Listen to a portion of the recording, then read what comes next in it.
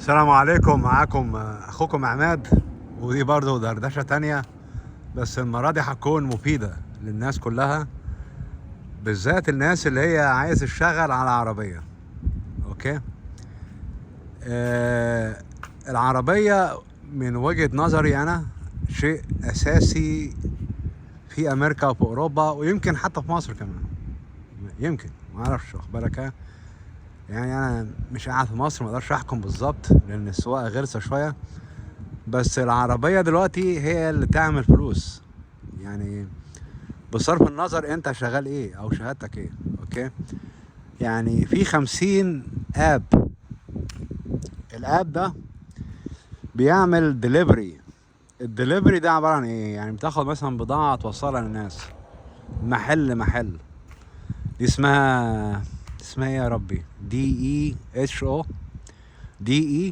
او. اوكي، درايفر. اوكي. بتعمل معاهم ساين اب وبتعمل اب وبيدوك اوردر، تروح محل جايب مثلا جردل بويا وتوصله للزباين، يطلع على $30 $40 في الحدود دي. يعني مش هتعمل مبالغ جامده قوي يعني، ماشي كده؟ مش هتعمل فلوس كتير، لازم سوق كتير. اوكي، دي نمره واحد. نمره اتنين، مش كل حاجه اوبر. في ناس فاكره اوبر هو الوحيد، لا، اوبر ده يعني كيس ماي اس. اوكي، مش كل اوبر يعني، واخد بالك؟ يعني في احسن من اوبر 1000 مرة. هقول لكم ده ايه مثلا. اوكي، في عندك كيرب سايد، اب اسمه الكيرب سايد. اوكي. في عندك كمان في اب تاني اسمه يا ربي، اسمه ايه. في اب تاني هقول اسمه بعدين، انا لحد ما افتكره. ده متخصص انك انت توصل اكل بس. اوبر برضو، في اوبر ايت، يعني بتاخد الاكل توصله. تخيلوا ان اوبر عامله كمان التوصيل بالعجل. والله العظيم ما بهرج، والمصحف الشريف بالعجله. لو عندك عجله، يعني يستحسن طبعا تكون عجله كهرباء يعني، اوكي، مش عجله عاديه. اوكي، توصل اكل، واخد بالك؟ ويدوك نفس الفلوس زيك زي العربيه بالظبط. اوكي. بالتالي المستقبل حاليا دلوقتي اللي انا شايفه ان العربيه هي بيتك. يعني العربيه مش شرط يكون عندك شقه، والله. يعني انا شايف ان العربيه هي الفلوس. وكمان ده تغيير 360 درجة من التفكير بتاع زمان. تفكير زمان يقول لك ايه؟ خش الجامعة، جيب شهادة، اشتغل. صح؟ بيقولوا كده يعني، حتى في امريكا بيقولوا الكلام ده. وبالك ما اقدرش اقول لا الكلام ده لا مش غلط يعني. اوكي، كلام صح.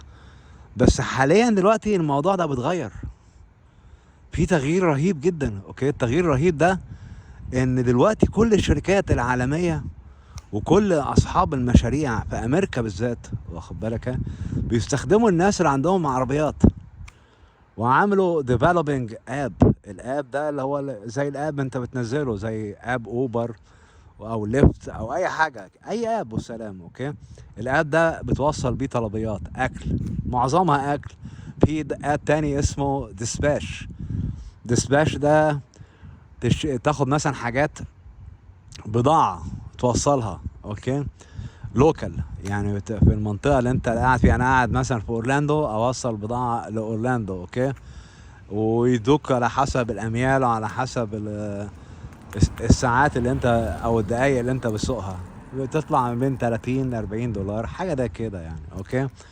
بالتالي اللي انا لاحظته حاجه غريبه قوي يعني. اوكي، ان ان الشغل على العربيه ملهوش ليميت، يعني ملهوش فعلا ليميت يعني.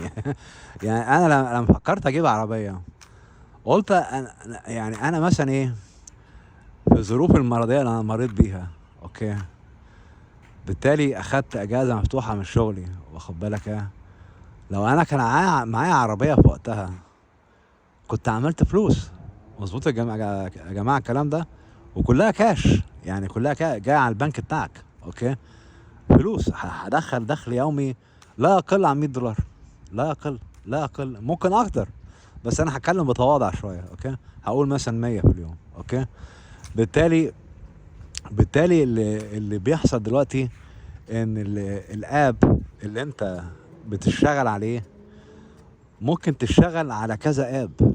يعني انت مثلا ايه، عندك مثلا اوبر ايت ما عجبكش، نفرض يعني بالك عملت مثلا $40 بتاع قلت كفايه كده بقى، انا زهقت من الاكل ده، بالك ماشي، تعالى بقى نقلب يا ابني على اب تاني، واخد بالك، تعال نشتغل ديسباش، واخد بالك.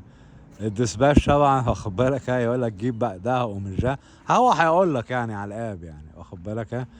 بالتالي تشتغل معاه مثلا طلبيتين، واخد بالك. عايز تقلب على اب تاني ممكن، واخد بالك. دور داش، الدور داش افتكرت دلوقتي، الدور داش ده بيوصل اكل.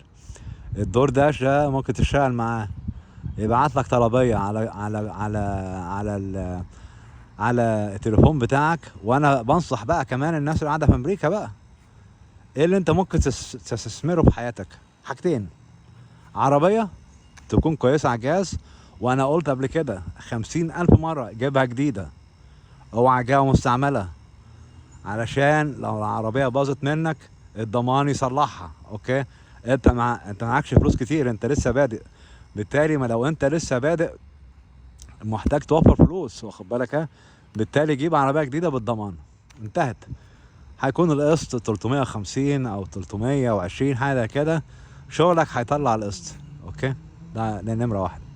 نمرة اتنين: حاول تجيب تليفون كويس، يستحسن ايفون 14، اوكي، او ايفون 13. ليه انا بقول الكلام ده؟ انا والله مش غايب اشخره والمصحف شريف، وانت عارفيني يعني، اوكي. انا كنت شغال على ايفون 8 وايفون 11، اوكي.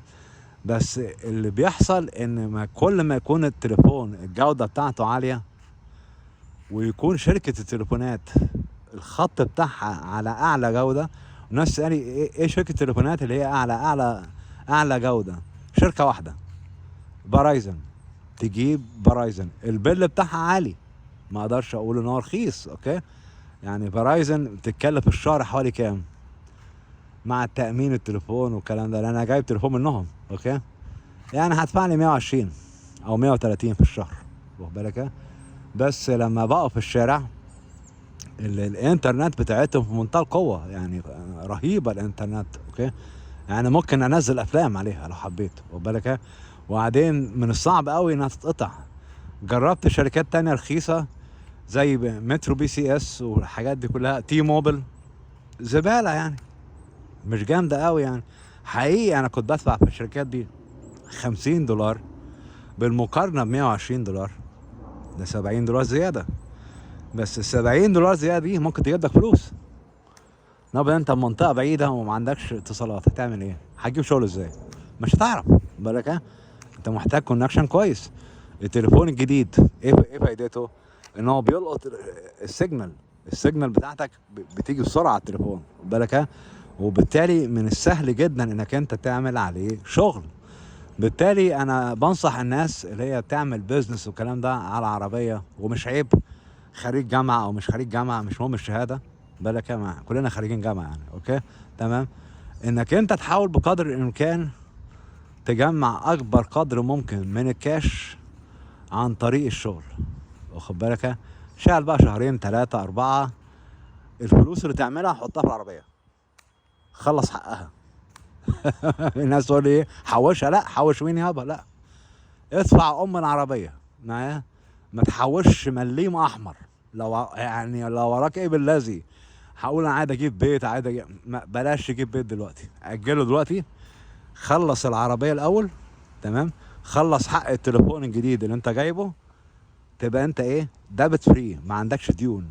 لما ما يكونش عندك ديون، واخد بالك، الكريدت بتاعك بيتحسن. تاني حاجة هتعرف تحوش فلوس ثانية، ممكن بقى تعمل ايه، استثمار. وانا قلت قبل كده عيش النهاردة كأنك هتموت النهاردة.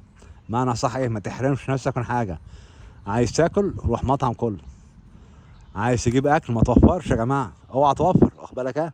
كل ان شاء الله حتى دفعت $20 اكل، جيب كل، اشتغل اكتر، جيب ال$20 تاني معايا اللي انت صرفتهم على الاكل. بس انت لو انت ما عندكش صحة كويسة وبتاكل كويس هتتعب، وبالتالي هتأثر على درجة تركيزك في الشغل، اوكي. وحاجة تانية كمان، لما اكون في العربيه، تمام، والكلام ده من خبره يعني، اوكي، ومن ناس برضه سالوا لي الكلام ده، ناس يعني اعرفهم شخصيا، اوكي. لازم يكون معاك تولت، يعني ايه، مكان يعني تقضي فيه حاجتك، تمام. ده بيتباع في الامازون، بيتباع بحوالي $28، تمام. عبارة عن كابينيه كده صغير، ماشي. تطلع ورا، اللي هي الكنبة اللي ورا، تمام. توسع الكرسي بعيد وتقضي حاجتك وانتهت، خلاص، اوكي. دي اللي تقيلة. في بقى لو انت مثلا مية والكلام ده، في حاجات كده بتشيل المية بالك، بالتالي بتعرف تستمر في الشغل باستمرار، لانك انت لما انت بتكون شغال كتير جدا، تمام، الحاجات الطبيعية اللي انت بتمر بيها دي مهمة جدا، خد بالك. وكمان بنصح الناس اللي هي شغالة بره، عايزة توفر شوية في المصاريف، بالذات في القهوة، اوكي. القهوة غالية قوي يا جماعة، يعني القهوة $2.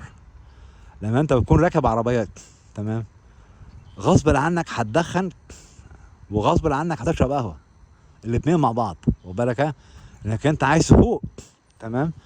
بالتالي يستحسن تجيب ترمس، والترمس ده يكون صغير من جودة عالية، تعمله في وول مارت بحوالي $20، وتحط القهوة جواه، او الشاي، تعمل شاي لو انت تحب الشاي يعني، بلاش القهوة يعني، اوكي، على حسب وبالتالي انت بتوفر كام؟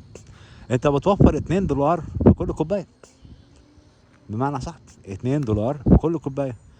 انت لو عملتها في البيت لا تكلفك حوالي يمكن $3.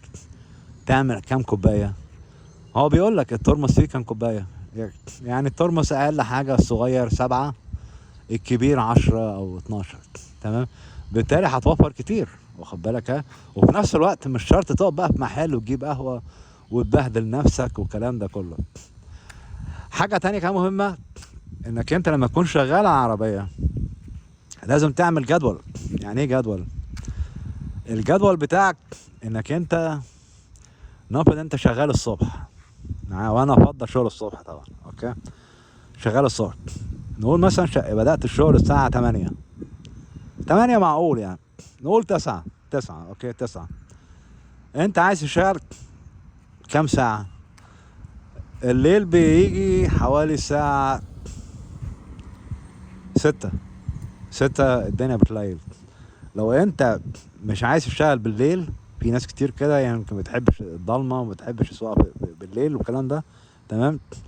يبقى انت القطف بتاعك يكون 5:30، انتهت. تروح البيت، تاكل، تشرب، تستحمى. لو انت بقى عايز تصلي، تجمع بقى الصلوات اللي راحت عليك دي وصليها في البيت. بس انا افضل انك انت تصلي في العربية. وكمان يعني الدين بتاعنا بيسهل الموضوع ده. انت ممكن تصلي على الكرسي، وانت عارف الكلام ده، كلنا عارفين الكلام ده. هتقولي اتوضى ازاي؟ تروح اي محل من المطاعم الموجودة على الجنبين في كل حتة، روح ماكدونالدز يا اخي، تمام، خش دورة المية وتوضى، جيب معاك تولت بيبر ونشف نفسك، تمام، اتوضى واطلع وصلي في العربية. في ده حتى مسموح كمان الصلاة بالجزمة وانت لابس الجزمة، واخد بالك، ثم الجزمة نظيفة، تمام. لو انت يعني عندك وسواس، اقلع الجزمة وصلي على الكرسي. فين القبلة؟ مش شرط بقى القبلة بقى، صلي في اي اتجاه، ماشي، اوكي. انك انت في مكان نائي، تمام. ومن الصعب انك انت تظبط العربية في اتجاه القبلة، لانك انت قاعد في عربية، قاعد في باركن لوت، استحالة انت يعني هتحرك العربية اتجاه القبلة بالظبط، لان دي صعبة قوي يعني، تمام. يا اما هيجيلك مخالفة، يا اما هتعمل حادثة والكلام ده. دي نمرة يعني دي حاجة مهمة جدا لازم الانسان يعملها. وبس. هل انتوا اقتنعتوا معايا ان الشغل على العربية يعمل فلوس كتير؟ انا عن نفسي شفت على اليوتيوب واحدة كانت شغالة على اب اسمه سبارك درايفر، اللي هما بيوصلوا طلبات من وول مارت للبيوت. واحدة عملت في اليوم 600، واحدة سودة امريكية طبعا، اوكي، عملت في اليوم 600. مش كدابة، نزلت فيديو. الفيديو ده عبارة عن جو كاميرا، تمام، وورت للناس ازاي بتعمل 600 والكلام ده. اشتغلت من الساعة 7 للساعة 7 بالظبط، من 7 12 ساعة، ده شغل 12 ساعة بالظبط شغل، اوكي، عامل 600. بالتالي الشغل اللي هو بالعربية يعتبر unlimited. بس هو المشكلة في العربية ايه؟ انك انت بتتعب، بتزهق. بالتالي انا عن نفسي يعني مش شرط تعمل 600. يعني من رضى بقليل وعاش، اوكي، اعمل 300 لو انت ناوي تشتغل جامد يعني. واخد بالك؟ 300 خد مثلا من كل مثلا 4 طلبيات، خد راحة، اقفل الاب يعني تقفله، واخد بالك؟ وخد راحة، ممكن تنام، تاخد تعسيلة على كرسي، واخد بالك؟ وتظبط المنبه مثلا، تنام مثلا ساعة وتصحى، بالتالي تعرف سوق تاني.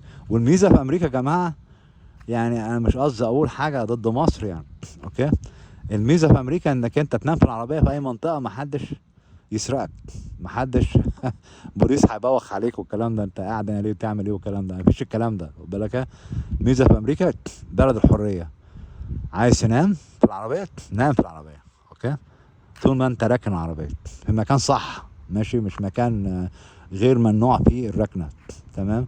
بالتالي انا بدي نصيحة دي للناس اللي هي عايزة تعمل بيزنس على العربية، انها تبدأ الموضوع ده، تجيب عربية وتجيب تليفون كويس وتنزل تشتغل واتكل على الله، وربنا ان شاء الله هيوفقك.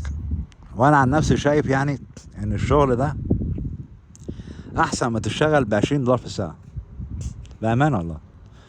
يعني $20 في الساعة 8، ومش هتعمل 20 يعني، بس انا بقول 20، اوكي، 20 في 8 ب160، بعد الضرايب 130، اوكي، يبقى انت عملت 130، واخد بالك؟ ده غير بقى انك انت شغال لحساب حد وبيطلع عينك، ولازم كيس اس للمدير، واخد بالك؟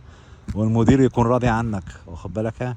يعني هتخش كده في نفاق سياسي زي اللي هنشوف في مصر. الطبقة اللي بتنافق الحاكم بتاعنا بتوصل، الطبقة اللي بتيجي ضده بتاخد على قفاها وتخش السجن. هو بالظبط نفس الكلام هنا، اللي بينافق المدير يوصل الذي لا ينافقه، واخد بالك، ياخد على دماغه. بالتالي انت مش محتاج الهباب ده، واخد بالك؟ كل انت محتاج رخصة عربية وتليفون كويس، السواقة بتاعتك تكون كويسة، مش مجنون في السواقة يعني، ماشي، وبس. وهتعمل فلوس بالعبيط. ناس تقول لي انا عربية، اي عربية يعني، هرشح لكم عربيات، يعني عربية، بس انا طبعا بقول جديدة مش بقول قديمة، اوكي، خلي بالكم، انا بقول انا لما زلت مصر انها تكون جديدة، ابعد عن القديم ده خالص، اوكي. تويوتا مثلا كرولا سنة 2023 تعملها حوالي 28,000 بالضرايب وكله، 28,000، تمام. تويوتا تانية اهي ال اي، دي تعمل لها جديدة لانج 27 28 في الحدود دي، اوكي. في عندك عربية برضو كيا، الكيا اللي هي الريو، الكيا الريو عربية بتعمل 41 ميل برجالون، يعني 41 ميل برجالون، يعني يعني كل الجالون فيه قد ايه؟ الجالون فيه 3 لتر ونص، تمام.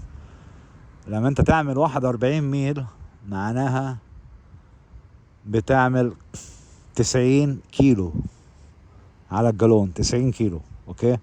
لما انت تعمل 90 كيلو على الجالون، واخد بالك؟ ده حاجة خرافية، يعني انت بتوفر في البنزين، اوكي. كل ما تكون العربية توفر بنزين، كل ما تعمل فلوس اكتر. كل ما تكون العربية غول بنزين، هتعمل فلوس برضه، ما قلتش مش هتعمل، بس الفلوس هتكون اقل. بالتالي يستحسن تجيب عربية تكون كويسة على البنزين. واوعى، وانا بديك نصيحة لوجه الله، تجيب العربية للفشخرة. محدش فاضي في امريكا هنا يتفشخر، اوكي.